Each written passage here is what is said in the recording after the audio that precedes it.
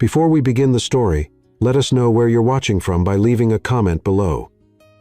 If you enjoy this video, don't forget to like and subscribe. Have a wonderful day. Enjoy the story, everyone. This is unacceptable. 20 experts. 20. And no one can solve this variable, shouted a frustrated engineer, holding a cup of coffee. Michael's going to lose it, said another. For the third time that night, the shouting behind the frosted glass of the meeting room grew louder. Outside in the hallway, Sophia was cleaning the floor. She had one earbud in but kept the other ear free to listen to the corporate chaos around her. The meeting room door suddenly flew open.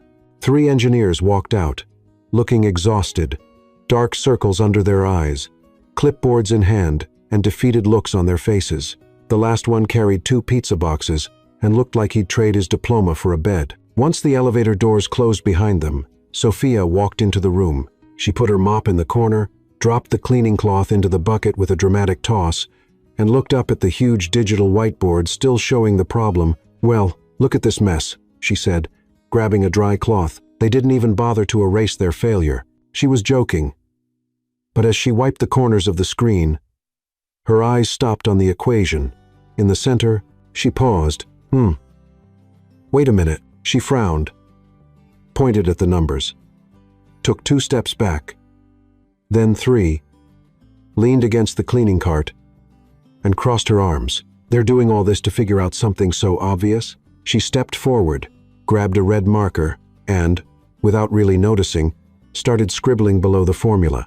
A small adjustment here, a little change there, a few diagonal lines, a flip, a simple substitution.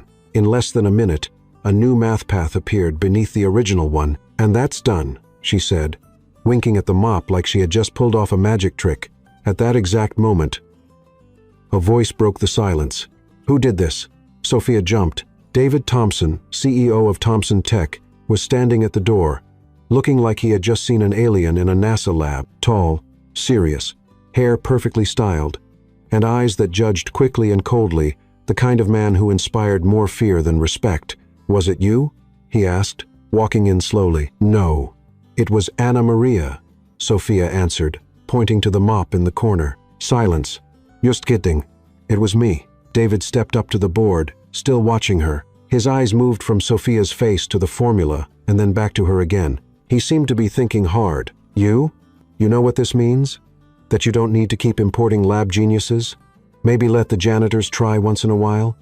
He ignored the joke, eyes fixed on her solution. He pulled a tablet from inside his suit and began typing. This is impossible. None of our consultants even thought of this shortcut." Sophia leaned against her cart, pretending not to care. "Maybe they're too busy trying to look smart. Where did you learn this?" "Oh, I studied at university. 2 years. Had to stop. Couldn't afford to keep going. You know how that goes, though I guess you don't. You're rich." David looked up, clearly surprised. For the first time in a long while, someone in his company spoke to him like that, without fear, without flattery, and with a little sarcasm. "You're funny," he murmured, almost to himself. "I'm a janitor. Being funny is how I survive. Want me to wipe this off now?" she asked, pointing to the whiteboard. "No, leave it. I need to show the team tomorrow morning." He hesitated, then looked back at her. "You should come too." Sophia raised an eyebrow. "What? You promoting me to logical reasoning janitor?" "No. I just want to understand how you figured it out. That's all." She paused for a second, then shrugged. "As long as I can bring my mop." "Fine." David Thompson, the CEO known for freezing entire rooms with just a look, let out a quiet sigh. "Deal." Sophia picked up the bucket, pushed the cart, and walked out like nothing had happened. "Good night, boss. Oh, and next time, try smiling a little. It doesn't hurt, I promise." He stood there alone, staring at the revised equation. And for the first time in months, he smiled. The Thompson Tech boardroom was packed. Directors, engineers, and managers, everyone dressed in shades of gray, navy, and black. A sea of suits, tablets, and serious faces. The tension was thick until the door opened, and someone very different stepped inside, pushing a cleaning cart. Sophia, wearing her neatly pressed blue uniform, worn-out sneakers, and a shy smile, stopped at the doorway and looked at the curious eyes now turned toward her. "Good morning," she said, adjusting the bun in her hair and trying to hide her nerves with a polite little smile. There were a few murmurs. David, sitting at the head of the table, gestured to the chair next to him. "You can sit down, Martinez. Mind if I leave the cart by the door? He feels left out if I don't say anything." She joked, drawing a soft chuckle from one of the engineers. She sat down, straightened her uniform, and folded her hands on the table, waiting. "Last night, you did something unusual," David began. "We'd like to understand what exactly you saw in that equation that the experts didn't." "Oh, well," she gave a nervous little laugh. "I'm not sure I did it the scientific way you folks do, you know. I just looked at it and thought maybe it was more complicated than it needed to be." She pointed to the screen showing the equation, like, "I just simplified it. Kind of like when you try to clean the floor with 3 different products but forget that a damp cloth will do the job." A few quiet laughs went around the room. "Did you study in this field?" one curious engineer asked. "I did 2 years of engineering, but I had to stop. Life got tough, my mom got sick, and the tuition, well, it got heavier than a full bucket. So I quit. But I really love learning. I read everything I can, even medicine labels if you let me." "But how do you remember all of that?" another engineer asked. "Because my mind never stopped learning, just my bank account couldn't keep up." David crossed his arms. "So, do you think what you did last night was luck?" Sophia looked him straight in the eyes. "And do you think 30 years of cleaning taught me how to solve equations by luck?" James, the technical director, cleared his throat and held up a printed sheet. "If I may, I reviewed her calculations last night. The solution is absolutely correct. And more," he said, looking at the others, "she found a more efficient path than our current protocol." The mood in the room shifted. The looks on their faces now showed surprise, some admiration, some discomfort. David, who until then seemed in control, leaned back in his chair. Another director, with a stern expression, spoke up. "Do you understand? This is a confidential project involving investors, cutting-edge technology, and I'm just the cleaning lady," Sophia finished. "I get it, boss. But I was invited here. I didn't ask to be part of this." James stepped in. Sophia saw something no one else here had noticed. Sophia's eyes widened. "Really? Wow, I was just trying to make sense of the mess. I thought I'd messed something up." David watched silently. The way she spoke, with honesty and lightness, not trying to impress anyone, caught his attention in a way he didn't expect. He stood and slowly walked over to the digital board. "What would you think about doing this more often?" Sophia blinked. "What do you mean?" "Being part of the project. For now, just temporarily, as an observation assistant. You wouldn't need to give up your current role. Just sit in on a few meetings. Maybe share some ideas if you'd like." She looked at him for a moment, surprised. "Me? Join the meetings for real?" "Yes." Sophia glanced around the room at everyone looking at her. She didn't see judgment. She saw curiosity, maybe a bit of hope. That made her a little nervous. But she took a deep breath and answered with a smile. "Well, only if I can keep wearing my uniform. That's my style. I think best in this apron. Oh, and I still want to keep cleaning, okay? Because I like it. Cleaning helps me think." "Is the uniform a requirement?" David asked, trying to figure out if she was joking. "Absolutely. This one's been through at least 5 brainstorms with me. I can't just toss it aside now." More laughter filled the room. David, for the first time, let a small smile slip. "All right, the uniform stays. And can I sit near the projector? I've always been curious to press those buttons without being kicked out of the room." "That depends on your behavior," David said, turning to head back to his chair.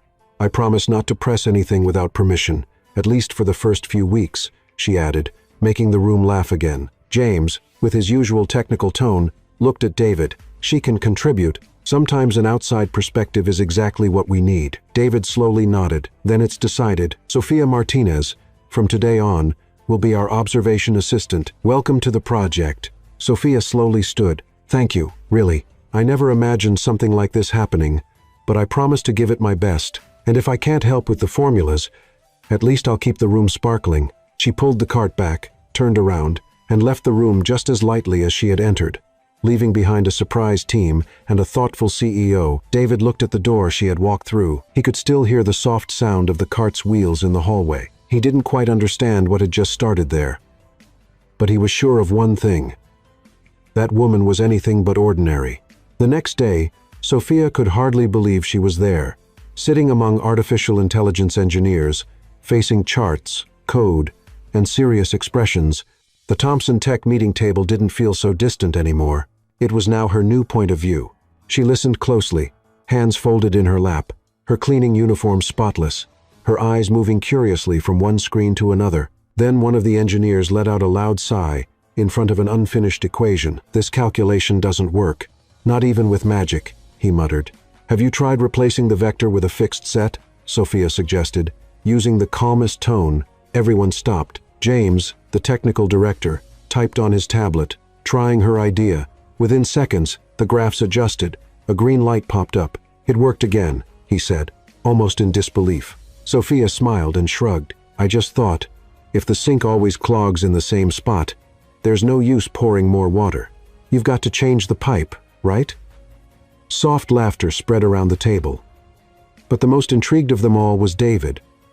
Sitting at the far end, quietly watching everything, he tried to stay distant, professional, detached, but there was something about Sophia that challenged his logic, and it wasn't just the math. She spoke with ease, as if nothing was too big to handle. When the atmosphere got tense, she made light jokes that lifted the mood. When someone got lost in the complexity, she explained things like she was reading a recipe, and still, David noticed the little things, like how she talked to the hallway plants before coming into the room, or how she quietly laughed at the team's inside jokes, even if she didn't totally get them, or how, now and then, she'd give him a curious look, as if to say, "You overthink things." At the third meeting that week, Sophia helped solve another issue. "This is becoming a habit," James said, clearly impressed. She laughed. "Careful, if I solve one more, you'll want to give me a bonus. Then, I'll have to figure out how to deal with income tax." Even David let out a quick smile, one he tried to hide, but someone noticed, someone he always does. "We're planning a team dinner tomorrow," said Emily, one of the engineers. "Will you come with us?" Sophia hesitated. "Oh, I don't know. Aren't those things kind of fancy?" "It's just dinner between coworkers. No formalities," Emily insisted. Still quiet, David simply added, "It's important for everyone to be there. It's part of the team experience."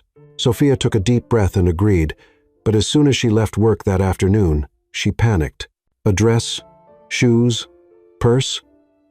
All I've got is my cleaning uniform and a backpack with a crooked zipper," she told her neighbor, Mrs. Carmen, who immediately lent her a simple but elegant purple dress and a pair of earrings that had brought good luck since 1982. The next night, the restaurant chosen by the team had dim lights, soft music, and waiters who spoke too quietly. Sophia walked through the front door, and for a moment, every eye turned to her.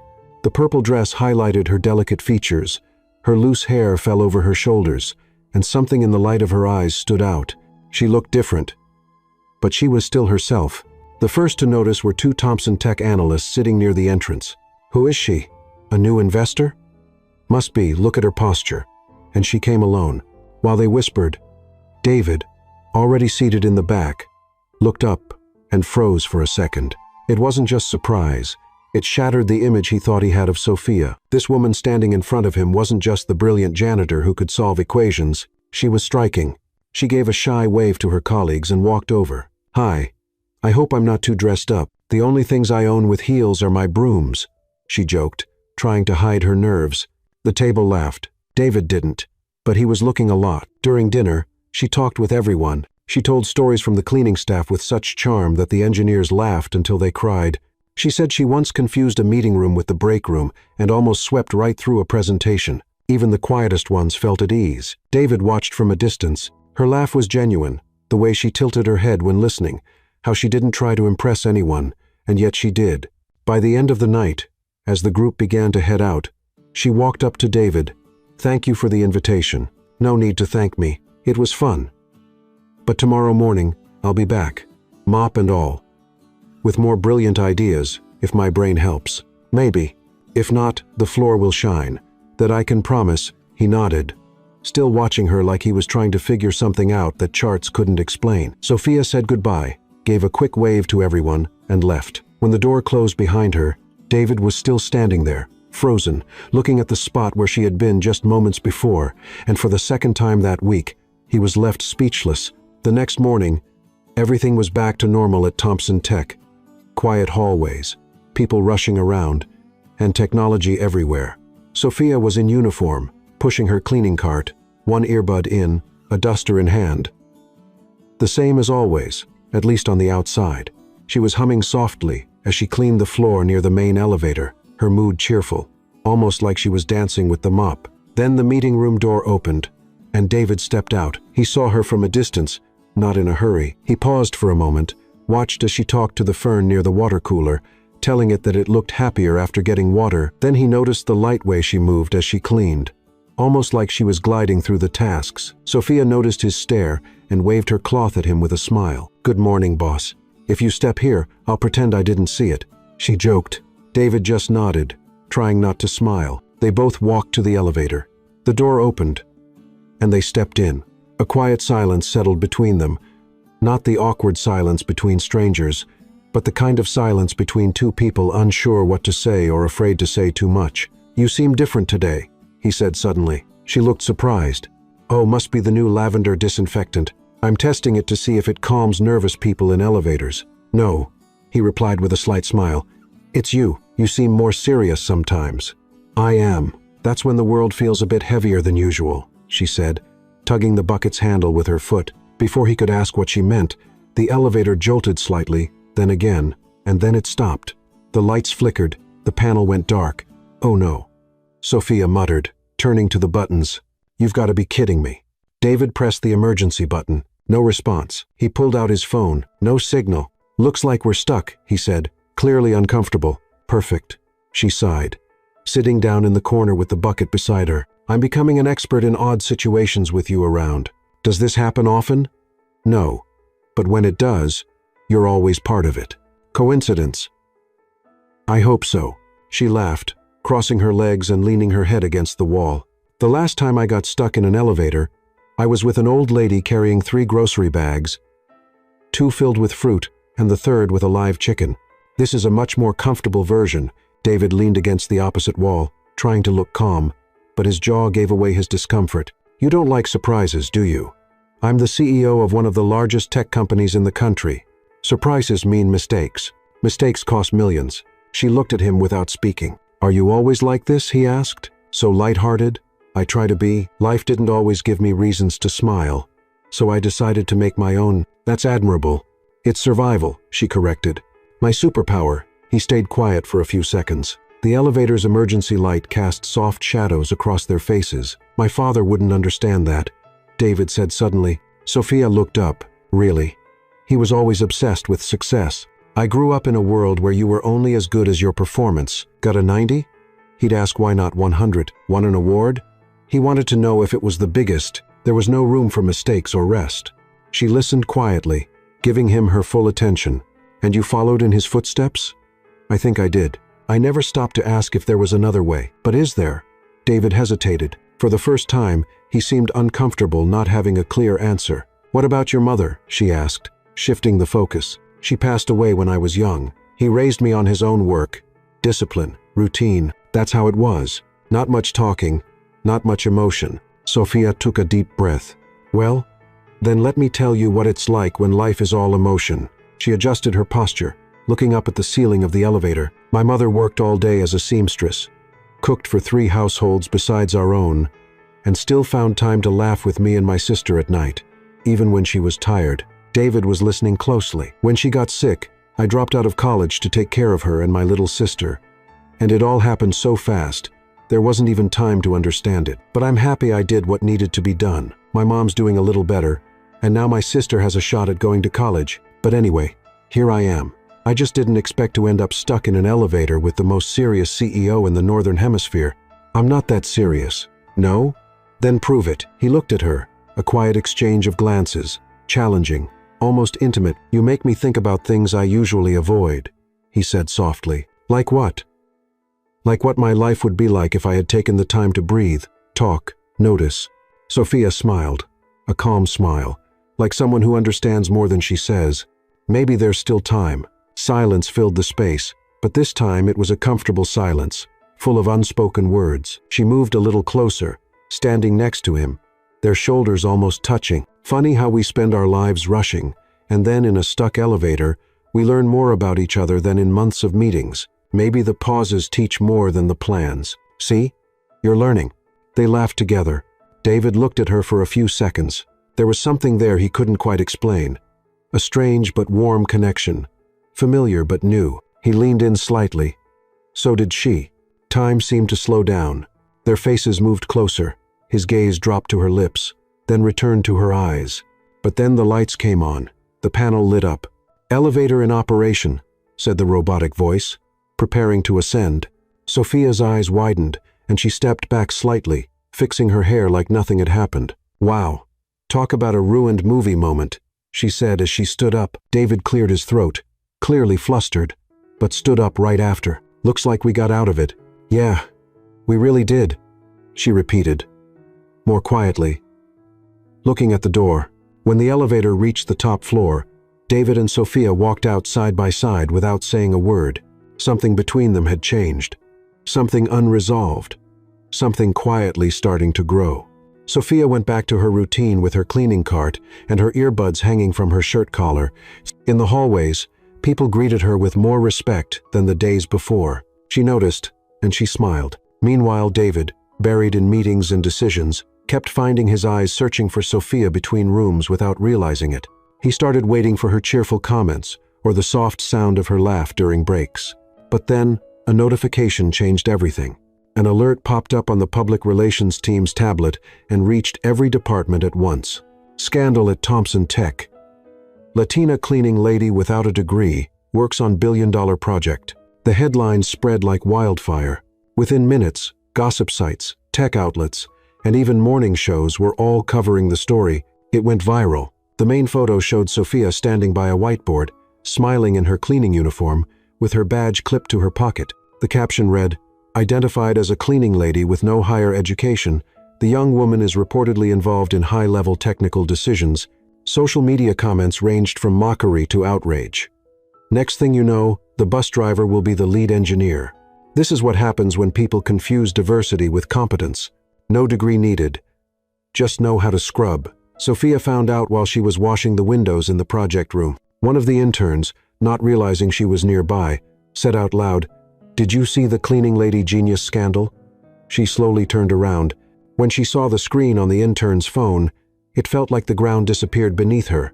It was her face, her story, her dignity, turned into a joke. Quietly, she set the cloth down on the counter and walked to the locker room. She stayed there for nearly half an hour, staring at herself in the mirror. When she came out, she walked to the break room and saw part of the team gathered, talking about the news. Some looked away as soon as she entered. Others stared openly, curious. She kept her head high. "You all know I'm here, right?" she said in the firmest tone she had ever used. "You could at least wait until I'm out of the room before talking about me." The silence was instant and uncomfortable. Meanwhile, David stood in front of the crisis room screen, watching the fallout unfold. "Find out who leaked this," he told the IT team, "and remove all unauthorized images from everywhere." "Sir," said the communications director. "The situation's out of control. We're trying to contain it." "Don't try.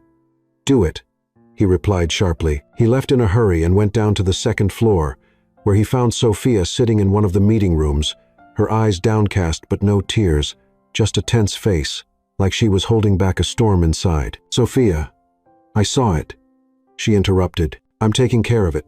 This is outrageous. It's prejudiced, and we won't allow David. Please." She raised her hand, asking for silence. He stopped. "I know you want to help. I know you were upset, but you don't need to protect me." The silence between them was heavy. She stood up.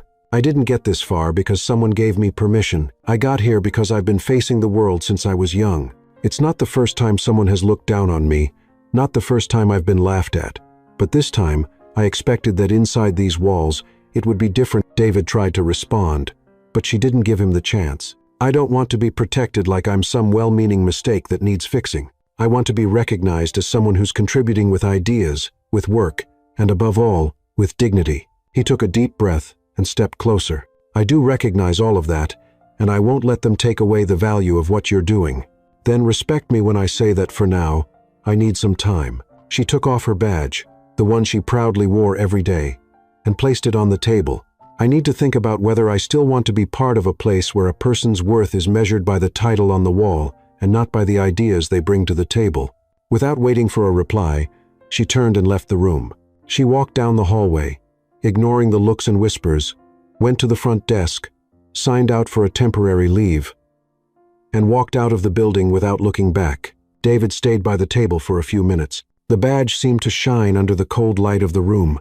Small, simple, but full of meaning. In the hours that followed, the company's atmosphere changed. Everything felt quieter, as if everyone was waiting for something or someone. The next day, David stepped into the elevator. The floor was clean as always, but there was no sign of the blue cart, no scent of lavender, no cloth swinging in the corner, and most of all, no presence to make that space feel less metallic and more human. During the technical meeting, he noticed more interruptions, more tension. The unexpected comments were missing. The clear thinking, the lightness, and at the end of the day, when he walked through the main hallway and saw the plant near the water cooler wilting, he understood. He missed her, not just her logic, not just her solutions, but her presence, her voice, her laugh, her gaze. Sophia wasn't just part of the project.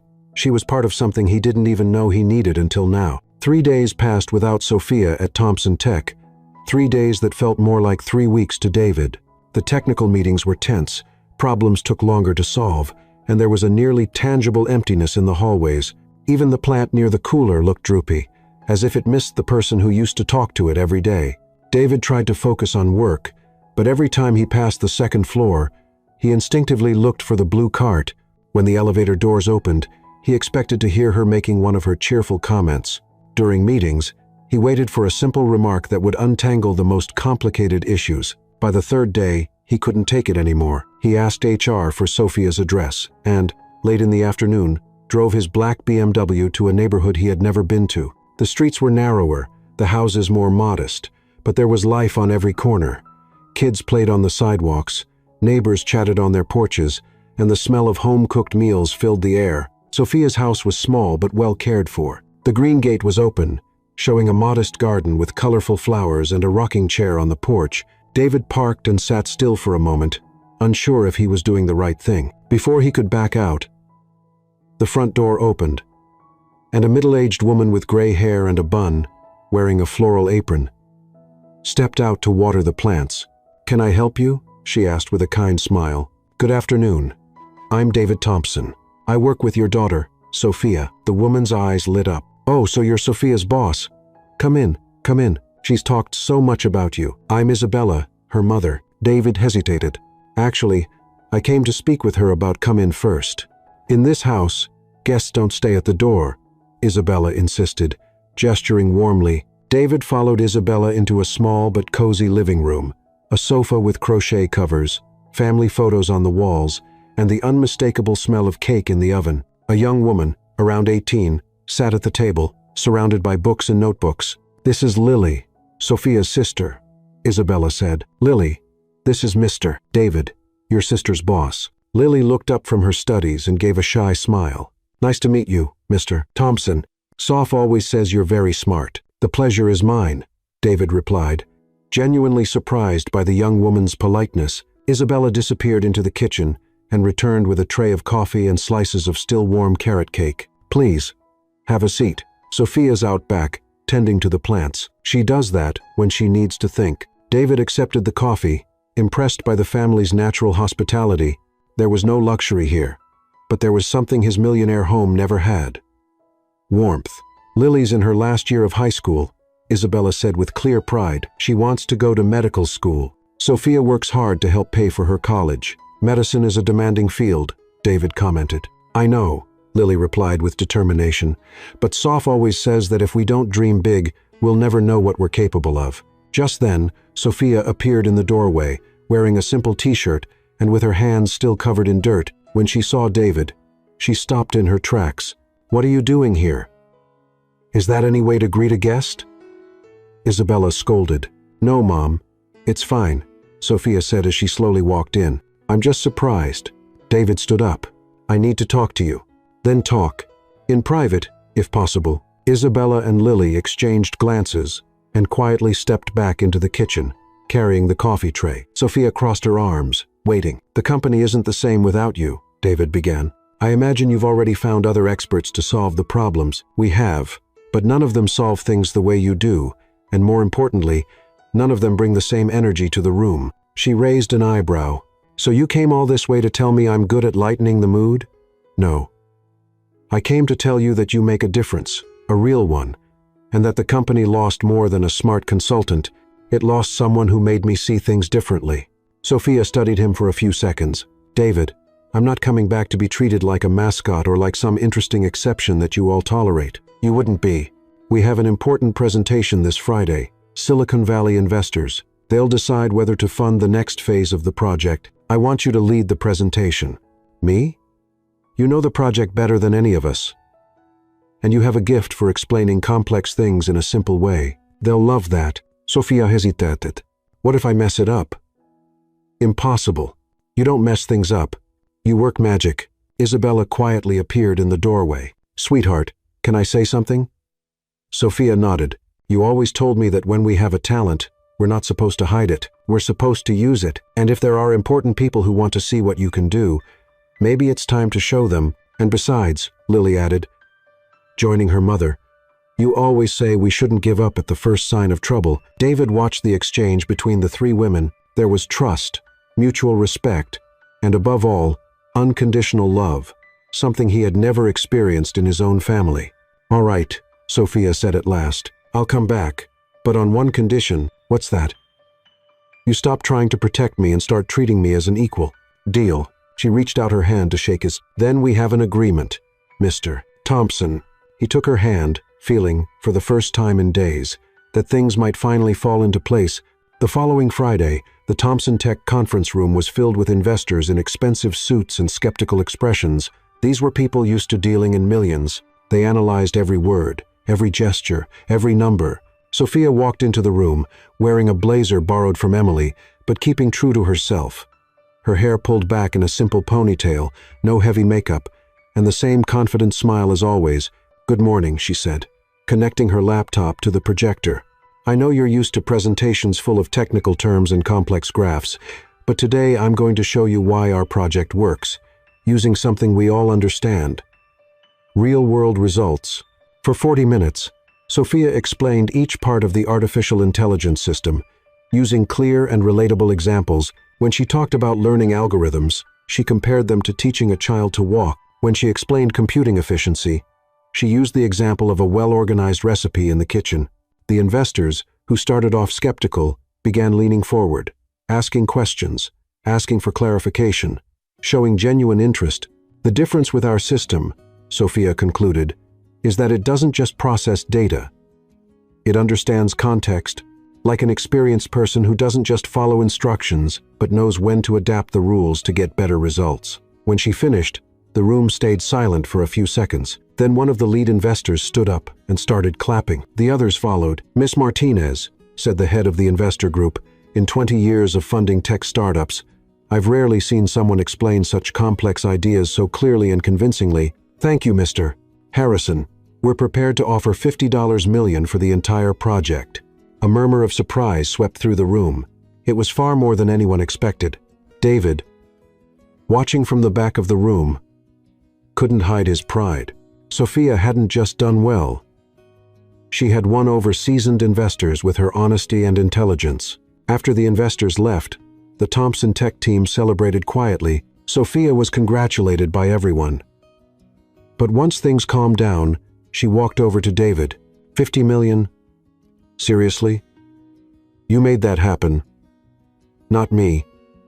Not the company you. She smiled, finally allowing herself to enjoy the victory. You know what this means? That you're brilliant? That now I can pay for Lily's college without worrying. David smiled, realizing that even in her biggest professional triumph, Sophia still put her family first. And it also means, she added, that maybe you were right. I really can make a difference. I've always known that, for the first time since they met, they looked at each other without rush, without interruptions, without misunderstandings. And both of them knew something had definitely changed between them. The news of the $50 million deal spread through Thompson Tech like wildfire.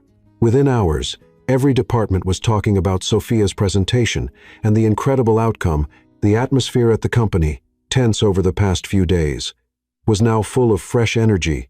Later in the afternoon, James suggested an informal celebration in the break room on the 12th floor. Nothing fancy, just the main team gathering to toast the company's historic moment. "No formalities today," said Emily, popping open a bottle of champagne she had hidden in the fridge for special occasions.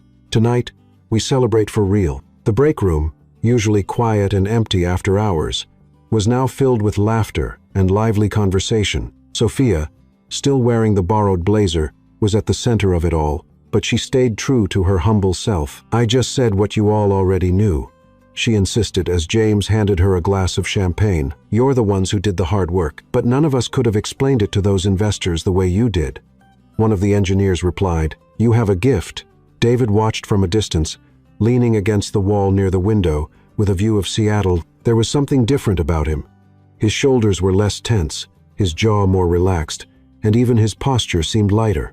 The success of the presentation had clearly lifted a heavy weight from his shoulders. As the night went on, people began to leave, first the older folks, then those with families waiting at home, until just a few were left in the room. "I'm heading out too," said Emily, grabbing her bag. "We've got that early meeting with legal tomorrow." "I should go as well," added James. "My wife's going to kill me if I'm late again." One by one, the others left, until only David and Sophia remained in the dimly lit room. The city lights shining through the panoramic window, the silence between them wasn't awkward. But it carried a different kind of tension, not the professional kind from their first days, or the strain from recent challenges. It was something quieter, more personal. Sophia still held her glass, watching the bubbles slowly rise in the champagne. "So," she said, breaking the silence, "50 million, that's like a lot of money, huh?" David let out a quiet, genuine laugh. "It is quite a bit, yes. I guess now you can buy more identical suits for your wardrobe," she teased, flashing a playful smile. "My suits aren't identical," he defended, pushing off the wall and walking toward her. "Oh, they're not? Let me see." She pretended to study him closely. "This one's navy blue. Yesterday's was navy blue. The day before, navy blue again. They have different shades." "Shades?" She laughed, nearly spitting out her champagne. "Really? You use the word shades to talk about clothes?" David moved a little closer, picking up his own glass from the coffee table. "And what's wrong with nuance?" "Nothing wrong. It's just very you. And what does that mean?" Sophia looked at him, realizing how much closer they were now. He was only a few steps away, and there was something different in his eyes, less guarded, less controlled. "It means you overthink everything, even the color of your clothes. And you think that's a bad thing?" "Not bad. Just a bit much sometimes. It's nice to just let things happen naturally, like now." His question carried a second layer of meaning, and they both knew it. Sophia felt a flutter in her stomach, but she didn't pull back. "Like now," she said quietly. David stepped closer. They were now close enough that she could smell his subtle scent, a mix of wood and something lightly citrusy. "You know, today was amazing, right?" he said, slightly changing the subject, though he stayed close. "It was just work." "It wasn't just work. It was you being you. And that made all the difference." Sophia felt her face getting warm. "Are you complimenting me, Mr. Thompson?" "I'm stating a fact, Miss Martinez." They laughed together, and the air between them grew more charged. It was as if all the previous moments, the elevator, the meetings, the teasing, the glances had led exactly to this one. "You know what the best part of today was?" Sophia asked, turning slightly to set her glass down but staying close to him. "What?" "Seeing you smile. A real smile. Not that corporate one you give the investors. I do smile. You kind of fake a smile. It's not the same." David was quiet for a moment, thinking about her words. "Maybe I've just gotten out of the habit." "That's a shame. You look much better when your smile is real." The words slipped out before she could filter them. A moment of pure honesty that surprised them both. David looked at her closely. "Sophia, what? You confuse me." "Confuse? How?" "Confuse as in, I don't know if I should keep things professional, or he didn't answer with words. Instead, he raised his hand and gently touched her face, brushing her cheek with his thumb. Sophia closed her eyes for a second, feeling his touch. "David, I know this is complicated. I know I shouldn't. Stop thinking so much," she said, opening her eyes and looking directly at him. That was all he needed. David leaned in slowly, giving her time to pull away if she wanted. But she didn't. Instead, she leaned in too, until their lips met in a soft kiss, Hesitant at first, the kiss deepened naturally. It wasn't desperate or rushed, but full of all the unresolved moments between them. His hands moved to her waist. Hers rested on his chest, feeling his quickening heartbeat. When they finally pulled apart, their foreheads touched as they caught their breath. That was, David began. Unexpected, she finished with a small smile. A good kind of unexpected. A very good kind. They chuckled quietly, still close, still processing what had just happened. So, now what? Sophia asked. Now, I don't know. He admitted honestly. Well, at least you're being honest. I'm always honest with you. They stayed there a few more minutes, talking softly, laughing, sharing a few more gentle kisses. It felt like a wall had come down, allowing them to connect on a level beyond the professional. When it was finally time to leave, David walked her to the parking lot. Want me to drive you home? He offered. No need. I took the bus. All the more reason. Let me drive you. On the drive to her house, they talked naturally, as if the moment they shared had cleared the air for good. When they arrived, he walked her to the gate. Thanks for the ride, and for the rest of the evening. The pleasure was mine. They kissed again, this time shorter but just as meaningful. I'll see you tomorrow, she said. I'll see you tomorrow, he replied. But when tomorrow came, everything had changed. David arrived at the company at his usual time, greeted employees with his usual politeness, and attended the morning meetings with his usual professional manner, as if the night before had never happened. When Sophia arrived for the project follow-up meeting, he barely looked at her. He answered her technical questions directly but avoided eye contact and any conversation that wasn't strictly about work. David, can we talk about the next steps for the project? She tried after the meeting. Pass these tasks to James. He'll handle the implementation, he said curtly, without even looking up from his papers. Sophia stood there for a few seconds, confused and hurt. Is everything okay? Everything's normal. Just focused on work. The coldness in his voice hit like a bucket of ice water. Sophia left the room without another word, but with a heavy heart. On the second day, things got worse. David was even more distant, almost cold. He avoided being alone with her, passed off any communication through other team members, and when he had to speak to her, his tone was so formal it was like he was talking to a stranger. During lunch, Sophia tried again. David, I need to talk to you. I'm busy right now. Schedule a meeting with my assistant. Schedule a meeting? Seriously? He looked at her with a blank expression. That's the proper protocol. Proper protocol. The words echoed in Sophia's mind like a slap in the face. That afternoon, she stayed in the break room after everyone had left, staring out the same window where, just 2 days earlier, they'd shared a moment together. The view was the same, but everything felt different now. The tears came without warning, not from anger but from disappointment.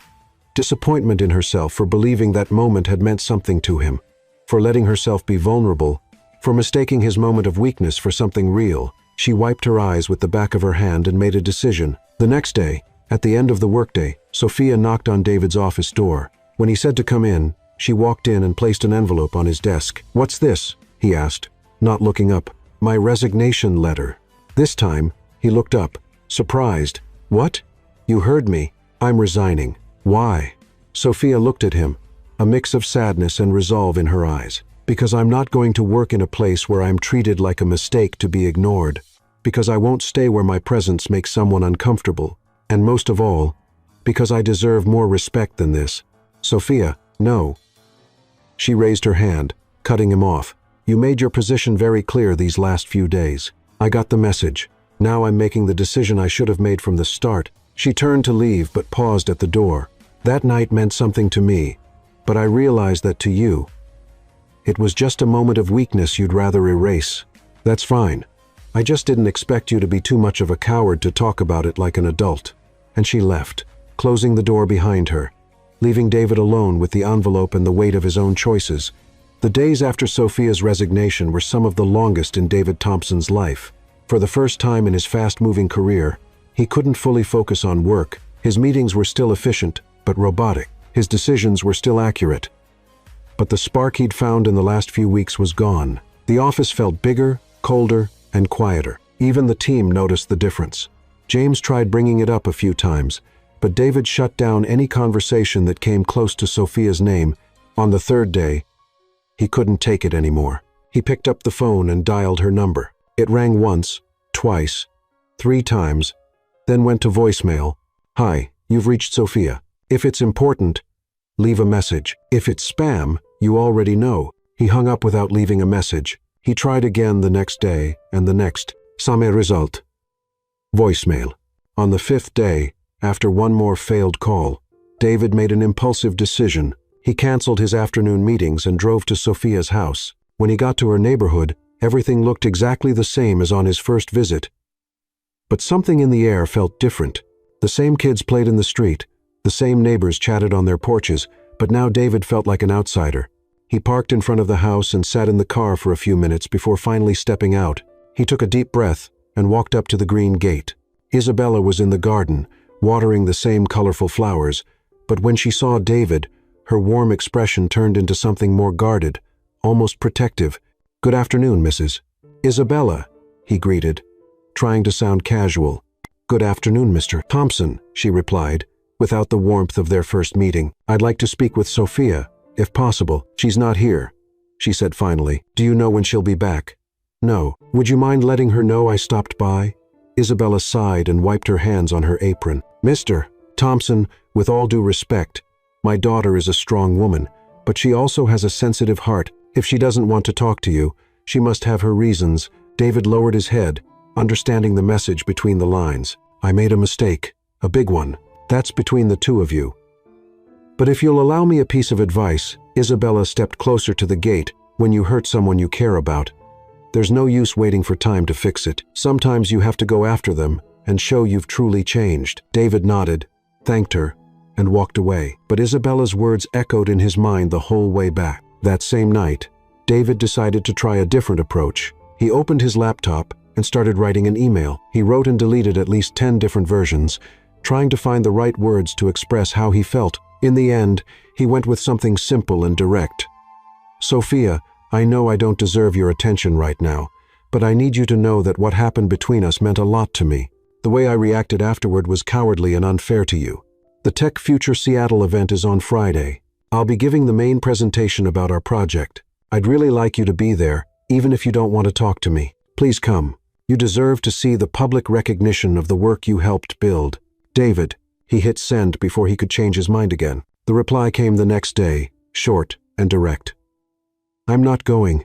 2 words that carried the full weight of Sophia's disappointment and pain. David spent the rest of the week trying to focus on his presentation, but his thoughts were constantly divided. The Tech Future Seattle conference was one of the most important tech events on the West Coast. Representatives from top Silicon Valley companies would be there, along with international investors and the tech media. It was the perfect stage to present the project that had secured a $50 million investment. It should have been David Thompson's big moment, but all he could think about was how that success meant nothing without the person who had made it all possible. On Friday morning, the Seattle Convention Center was packed.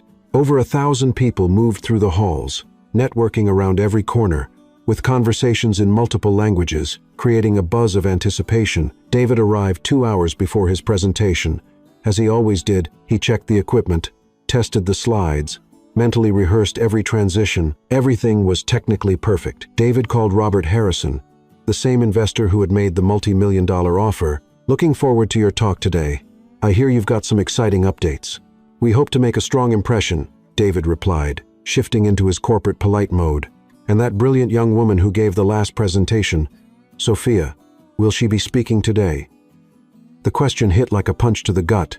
"She's focused on other projects at the moment." Harrison raised an eyebrow but didn't press further. Meanwhile, 15 kilometers away, Sophia was on the living room couch at home, with Lily beside her, watching the live stream of the conference on her laptop. "Are you sure you don't want to go?" Lily asked for the 10th time. "I mean, it's your project too, I'm sure," Sophia answered. Though her voice didn't sound fully convinced. "Mom said he came here looking for you." "I know.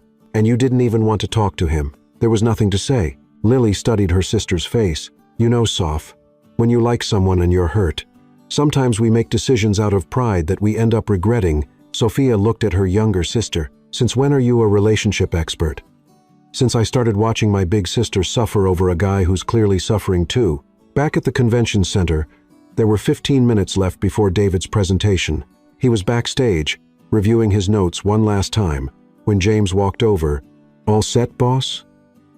All set, David confirmed, though something in his voice sounded different. You okay? You seem tense. I'm always tense before big presentations. Not like this, James observed. It feels like something's missing. David didn't answer. But James was right. Something was missing. Someone was missing. The announcer stepped onto the main stage. Ladies and gentlemen, it's my pleasure to introduce the CEO of Thompson Tech, David Thompson, who's here to speak to us about groundbreaking advances in adaptive artificial intelligence. Applause echoed through the packed auditorium. David walked onto the stage with his usual confident posture. But inside, he felt an unusual anxiety. Good afternoon, he began, his voice ringing through the speakers. Today, I'm going to present a project that represents a major step forward in artificial intelligence. He clicked to the first slide, but for just a second, he hesitated. Normally, his presentations flowed with ease. But today, the words felt mechanical, too rehearsed. Our system has developed an innovative approach to processing complex data. That David stopped. He looked at the screen, then out at the audience. Hundreds of faces watched him, waiting. But all he could think about was how naturally, how clearly Sophia had explained those same concepts. That allows us to, he tried again. But the words wouldn't come. A low murmur began to spread through the audience. David Thompson, known for his flawless presentations, was clearly frozen. At home, Sophia was watching, heart pounding. Is he not feeling well? Lily asked. He's nervous, Sophia replied, though her voice held real concern. On screen, David tried to gather himself, but it was clear he was struggling. He stared at the slides, but the technical terms that usually came so easily now felt hollow. Sorry, he said to the audience. Let me collect my thoughts. But even that pause didn't help. It was as if he'd lost his connection to his own work. Sophia suddenly stood up from the couch. Where are you going? Lily asked. I need to. Sophia hesitated, eyes still on the screen, watching David fight to continue. Come on. She ran to her room, changed clothes quickly, and called out to her mom. Mom, I'm going out. I'll be back soon. Where to, honey? To save a proud idiot, Isabella smiled, knowing exactly what that meant. Back at the convention center, David gave it one more try. The system we developed uses learning algorithms that can... He paused again. The silence in the auditorium was becoming uncomfortable. Some in the crowd started whispering to each other. That's when he saw her. Sophia had just entered through a side door. She was in jeans and a simple blouse. Her hair pulled back hastily, like she'd rushed out the door. But to David, she'd never looked more beautiful. She moved quietly along the side of the room, avoiding drawing attention. But her eyes stayed fixed on him. When she reached the front, she made a small gesture. Signaling she was going to come up, David gave the slightest nod. Sophia stepped onto the stage from the side stairs, careful not to interrupt completely. The audience began whispering, curious about who she was. She walked over to David and whispered something only they would understand. Remember when you said I explain things like, I'm giving a recipe, so treat this like you're teaching your mom how to make fudge. It was a nod to their past conversations, the laughs they'd shared, those moments when everything had just flowed. David let out a genuine laugh, the first real one in days. Thank you, he whispered back. Sophia stepped back but stayed on stage, a quiet support. David turned back to the audience, and now he looked completely different, relaxed, natural, fully present. I apologize for the interruption, he said with a smile the audience wasn't used to seeing. Sometimes we need a reminder that even the most advanced technology in the world only matters if we can explain it in a human way. And that's when the real presentation began. Instead of heavy technical terms, he used simple comparisons. He explained learning algorithms by comparing them to how a child learns to recognize familiar faces. He described computational efficiency using the image of a well-organized kitchen, where every ingredient has its proper place. The audience, once restless, now leaned in, completely engaged. Genuine laughter filled the room as he made clever comparisons, and quiet murmurs of approval followed each elegantly simple explanation. The difference with our system, David concluded, echoing the same words Sophia had used during the investor presentation, is that it doesn't just process information, it understands context like someone with experience. Not just following the rules, but knowing when to adjust them to get the best results. When he finished, the silence lasted only a second before the room burst into enthusiastic applause. The audience rose in a standing ovation that went on for nearly 2 minutes. David looked at Sophia, who was quietly clapping in the corner of the stage, tears of pride in her eyes. After the presentation, Once the congratulations and compliments had died down, David went looking for Sophia backstage. She was leaning against the wall, watching the activity around her. "Sophia," he said as he approached, still taking in everything that had just happened. "Hi," she replied with a small but genuine smile. "You came." "I did." "Why?" She shrugged. "Because even though you're a proud idiot, I couldn't just watch you struggle on that stage." David took a deep breath. "I need to tell you something." "Go ahead."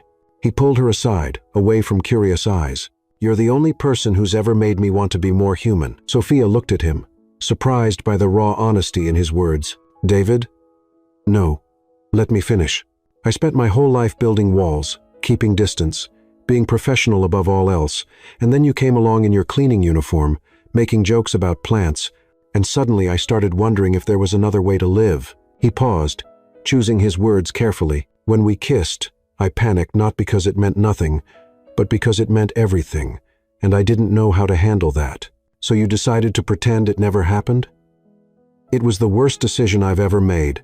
Sophia was quiet for a few seconds, letting it all sink in. "And now?" she finally asked. "Now, I want to try again. Do it right this time, if you'll give me a chance." She studied him, seeing the real vulnerability in his eyes. "A chance for what exactly?" "To find out who I can be when I'm not trying to be perfect all the time." Sophia smiled, really smiled. "For the first time in days, that's going to take some work. I'm counting on it." And for the first time in days, they both smiled for real. In the days following the conference, everything at Thompson Tech started to change. David was more relaxed, more engaged in meetings, and even his smiles felt more natural. Sophia was now officially back on the project, with a formal position as a specialist consultant, a fair salary, and the recognition she deserved. They worked together with a rhythm that impressed the whole team. Ideas flowed easily, problems were solved faster, and there was a new lightness in the air that hadn't been there before. But there was also something lingering, an unresolved tension, a conversation that still needed to happen, and feelings that were being carefully avoided while they focused on work. It was a Wednesday when Sophia received the phone call that would change everything. She was in the project room, going over code with James. When her phone rang, the number wasn't familiar, but something told her to answer. "Hello, Sophia Martinez?" "Yes, that's me. This is the engineering department at Stanford University. I'm calling about your application for the international scholarship." Sophia nearly dropped the phone. Months ago, in the middle of a sleepless, dream-filled night, she had applied to a scholarship program that seemed far too impossible to ever come true. She had practically forgotten all about it. Yes, I'm pleased to inform you that you've been selected. The scholarship covers the full master's program in artificial intelligence, along with housing and living expenses. It's an exceptional opportunity." The world around Sophia seemed to pause. "Is this real?" "Completely real. The program starts in 6 weeks. We'll need your decision by Friday. May I send you all the details by email?" "Yes, please." When she hung up, Sophia stood still for several minutes, trying to process what had just happened. Stanford, a full master's degree, full scholarship. It was everything she had once dreamed of when she had to leave college behind. James noticed the look on her face. "You okay?" I think so." That was some unexpected news. Good news? The best kind. But even as she said it, her eyes instinctively searched for David through the glass wall of the meeting room. He was focused on a video call, gesturing as he explained something to the people on the screen. That night, Sophia came home with her mind racing. Isabella and Lily were in the kitchen, preparing dinner, when she walked in with an expression that was both excited and confused. "Did something happen?" Isabella asked immediately, sensing something was up. "Stanford offered me a full scholarship for a master's degree." Lily dropped the spoon she was holding. "Stanford? Like the Stanford? The real one?" Isabella stepped closer, drying her hands on her apron. "Sweetheart, that's wonderful. It's everything you ever wanted." "Yeah," Sophia agreed, but her voice lacked the excitement one might expect. "Then why do you look worried?" Lily asked. "Always perceptive." Sophia sat down at the kitchen table, resting her head in her hands. "Because now I have a life here, a job I love, people who care about me." "You're talking about David," said Isabella, not as a question but as a statement, among other things. "Yes." Isabella sat next to her daughter. "Sophia, you always taught me we shouldn't pass up opportunities just because we're afraid." "It's not fear, Mom. It's complicated. And what does your heart say? Sophia stayed quiet for a long moment. It says I need to go, that this might be my only real chance to earn the degree I've always wanted, to prove to myself I can do it. Then you already know the answer. The next day, Sophia arrived at the company early. She needed to talk to David before the day swallowed them up. She found him in the elevator, heading up to the 12th floor. "Good morning," she said as she stepped in. "Good morning. You're here early. I needed to speak with you privately." Something in her tone made David focus immediately. "Is something wrong?" "Not wrong. Just news." When they reached his floor, David led her into his office and closed the door. "What's going on?" Sophia took a deep breath. "Stanford offered me a full scholarship for a master's in artificial intelligence." David's face shifted through several expressions in just a few seconds. Surprise, pride, and then something that looked like sadness. Though he tried to hide it quickly. "Sophia, that's incredible. Stanford is the top university in the field. I know. Are you going to accept?" "I already did." The silence that followed was heavy. David walked over to the window, looking out over the city below. "When does it start?" "In 5 weeks. 5 weeks," he repeated, more to himself than to her. "David." He turned to her with a smile that didn't quite reach his eyes. "You don't have to explain. It's a once-in-a-lifetime opportunity. You'd be crazy not to take it. I just wanted you to know that these past few months have been the best of my professional life, and my personal life too. Same for me." They looked at each other for a few seconds, both knowing there was more to say but neither wanting to make the goodbye harder than it already was. "I'm going to miss you," David said finally. "I'll miss you too. The company won't be the same without you. You'll be fine. You're all brilliant. You're the one who brought the brilliance." In the weeks that followed, Sophia split her time between wrapping up projects at Thompson Tech and preparing for the move. There were documents to handle, flights to book, and a whole life to pack into a few boxes. The team organized a small farewell party in the conference room. There was cake, laughter, heartfelt speeches, and plenty of promises to keep in touch. Sophia tried to keep the mood light, making jokes about how she'd miss fighting with the coffee machine and chatting with the hallway plants. David attended the party but kept his distance. He shook her hand politely, wished her luck with school, and left early, saying he had an urgent meeting. On her last day, Sophia made a point of cleaning off her desk herself, packing a few personal items into a small box. She was just about to leave when David appeared. "Can I help with that?" "No need. It's just a few things. You took the box anyway. Let me carry it to your car." They walked silently through the halls. She had come to know so well, first as a cleaner, then as a consultant. Every step seemed to carry the weight of shared memories. In the parking lot, David placed the box in the back seat of the borrowed car Sophia was using. "So, this is it?" she said, trying to sound casual. "This is it. Will you take care of the plant by the water cooler? It's kind of dramatic. Needs attention. I'll take care of it. And if you need someone to explain algorithms using cooking metaphors, James did okay in the training I gave him." David smiled. "A real one this time. No one explains things like you do. You'll get there, and you'll learn to loosen up too. Promise?"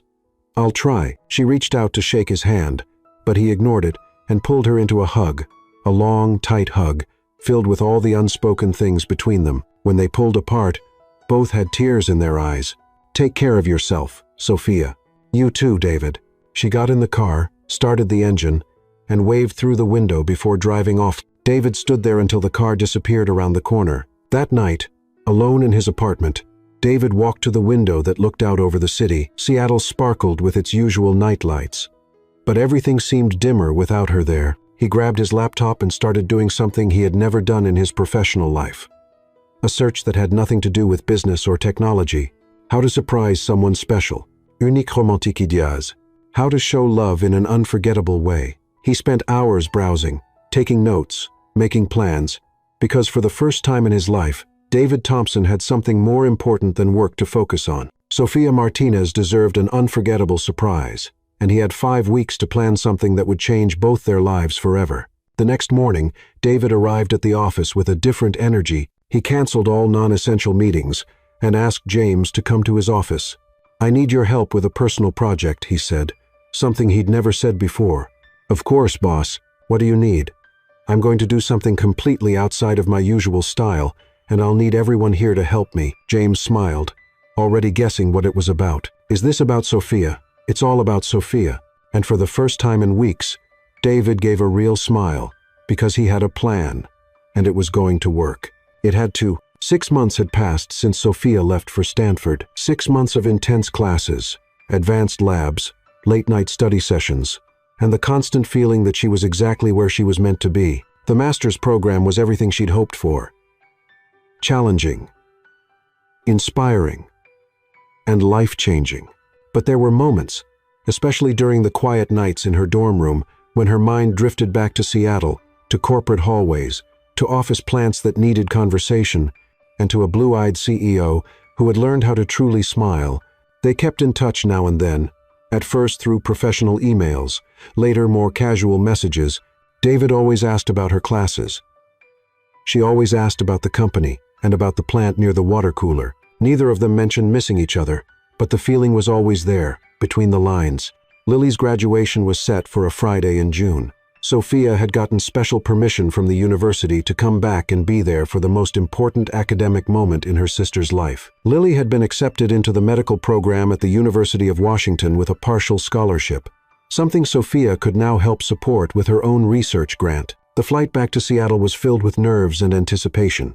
Sophia didn't know if she'd see David, if he even knew she was coming, or if it would just be another short, quiet visit with her family. When she arrived home, the welcome was as warm as ever. Isabella cried, Lily screamed with joy, and the whole neighborhood seemed to know that Isabella's daughter was back from the fancy university. "You've changed," Isabella said, studying her daughter's face during dinner. "Changed how?" "More grown up, more confident. Stanford's been good for you." "It has," Sophia agreed, though there was something in her voice that didn't escape her mother's ears. But Mom, I'm happy." "Happy isn't the same as feeling complete," said Lily, always the observant one. Sophia changed the subject, but she knew her sister was right. The graduation ceremony was set to take place in Lily's school gym, decorated with blue and gold banners and rows of neatly arranged chairs. Sophia arrived an hour early, helping the family find good seats and chatting with other proud parents. She was taking pictures of Lily in her cap and gown when she noticed something odd. Staff were setting up something that definitely hadn't been there during their visit the day before. A small extra stage, complete with a professional sound system. "That's strange," she murmured to Isabella. "That wasn't there yesterday when we came to check the place out." "Maybe it's for the keynote speaker," her mother suggested, though she looked just as puzzled. The ceremony began right on time. Lily looked radiant as she walked gracefully across the main stage to receive her diploma. Sophia cried with pride when her sister's name was called, remembering all the sacrifices they'd made to get to that moment. After the diplomas were handed out, the school principal stepped up to the microphone. "Before we close our ceremony," he said, "we have a special presentation. A guest who insisted on being here today for a very personal tribute." Sophia frowned. That definitely hadn't been part of the program. "Please welcome David Thompson, CEO of Thompson Tech." Sophia's heart stopped. David stepped onto the additional stage, wearing a sharp navy blue suit, but there was something different about him. He looked nervous, almost vulnerable. He adjusted the microphone and looked straight at her in the crowd. "Good evening, everyone. I know I'm interrupting an important celebration, and I apologize for that, but sometimes when you meet the person who completely changes your life, you can't wait for the perfect moment, you have to create it." Curious murmurs spread through the crowd. Sophia was frozen, unable to fully process what was happening. "A few months ago, I met an extraordinary woman. A woman who solved a problem that 20 experts couldn't.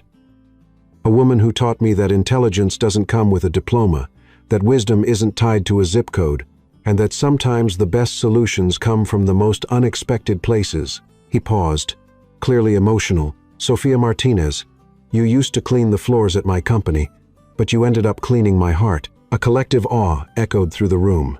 Isabella held onto Sophia's arm, who sat wide-eyed. "You taught me how to really laugh. You showed me that talking to plants isn't crazy.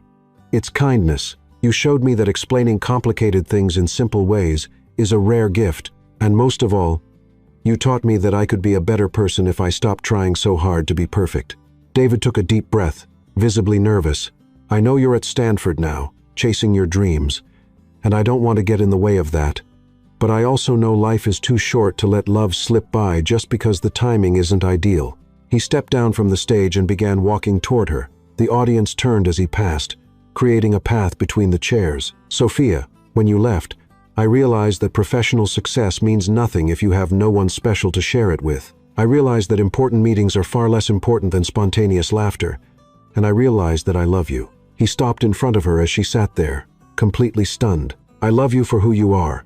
Funny, brilliant, challenging, caring. I love you for making jokes during serious moments and for taking seriously the moments I thought were just jokes." David knelt down, right there in the middle of the packed gymnasium, and pulled out a small box from his pocket. "Sophia Martinez, will you marry me? And before you answer, just know I already spoke with Stanford. They have an executive master's program that allows remote learning. You don't have to choose between your dreams and us." The entire room fell completely silent. Even the kids stopped making noise. Sophia looked at the man kneeling in front of her, the same man who had once been cold and distant, now making a public declaration in the middle of a high school graduation. "David Thompson," she said, slowly rising, "you are completely out of your mind." He smiled, waiting. "And I love that about you," she finished, holding out her hand for him to slip on the ring. The room erupted in applause and cheers. Lily jumped out of her seat, Isabella cried, and everyone in the graduating class's families clapped for a couple they barely knew but whose story had clearly moved them. David stood up and kissed her, a kiss full of everything they had missed and a promise for what was to come. When they pulled apart, Sophia looked into his eyes with that mischievous smile he adored. "But I have one condition," she said, loud enough for the mic to pick up. "Anything," he said, still holding her close. "I'll only marry you if you clean the house today." Her laughter echoed through the gym, followed by his, and then by the laughter of everyone in the room. "Deal," he said.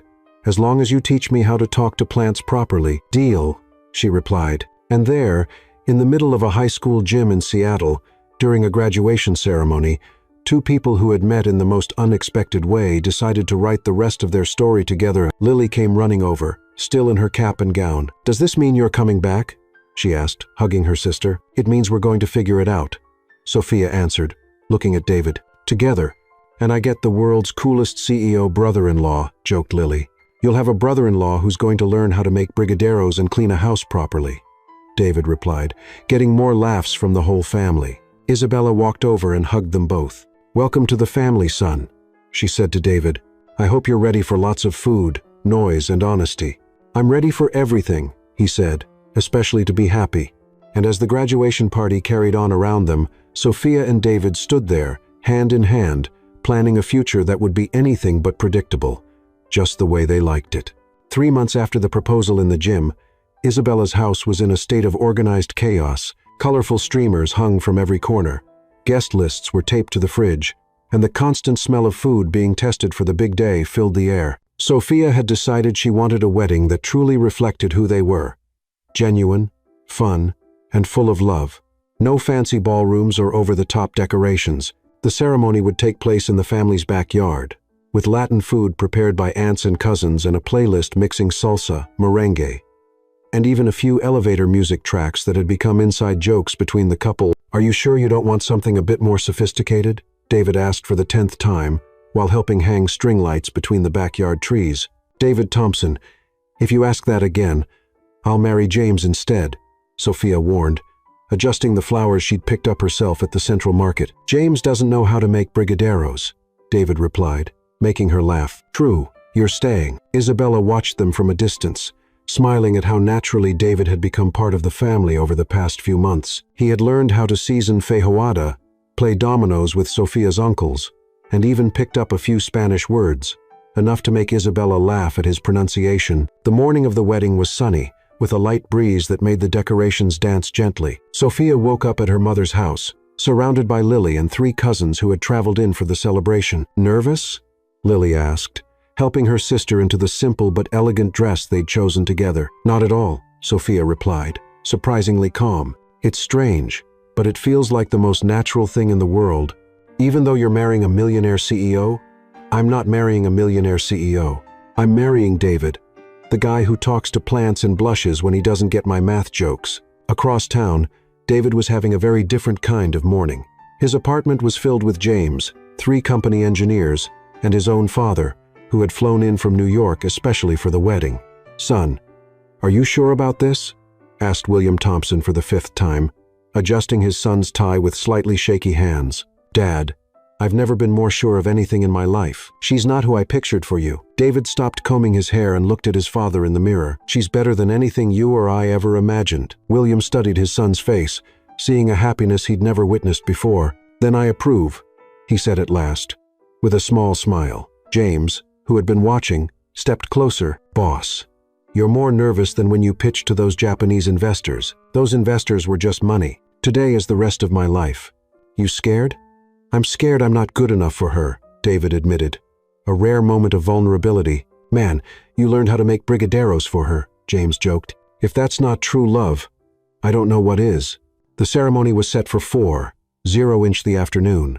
By 3:30, the Martinez family backyard was packed. Thompson Tech colleagues sat next to neighborhood friends. Engineers chatted in English with aunts who answered in Spanish.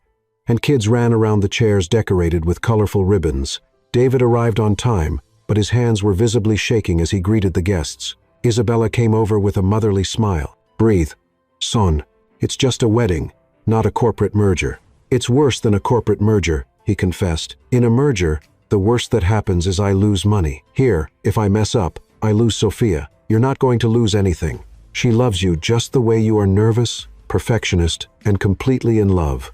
The music started to play, a soft version of Vida e una festa, which Sophia had picked because a wedding should have joyful music, not a funeral march. Lily came out first as maid of honor, followed by 2 cousins as bridesmaids. And then, from the far end of the backyard, Sophia appeared. She wasn't walking in some solemn ritual. She was practically dancing her way to the altar, greeting guests, waving at kids, and even stopping to fix the crooked tie of a little cousin.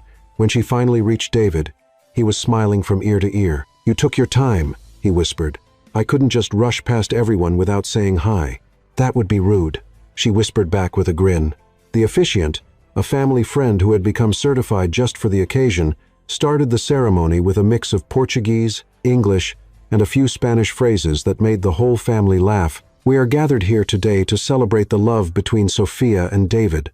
A love that began in an unusual way, grew in unexpected ways, and is now becoming official in, well, an unusual way too," he said, gesturing toward the decorated backyard.